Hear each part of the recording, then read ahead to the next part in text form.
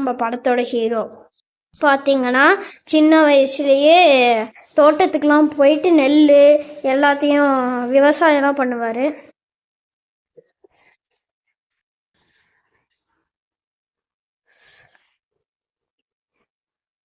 விவசாயம் பண்றதெல்லாம் எவ்வளோ கஷ்டம்.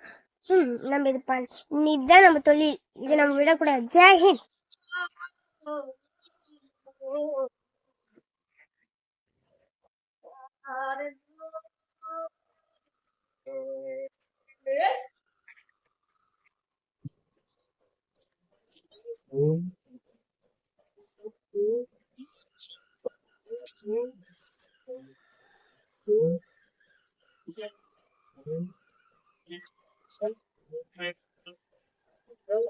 தாழையாம் பூ முடிச்சு தடம் பார்த்து நடை நடந்து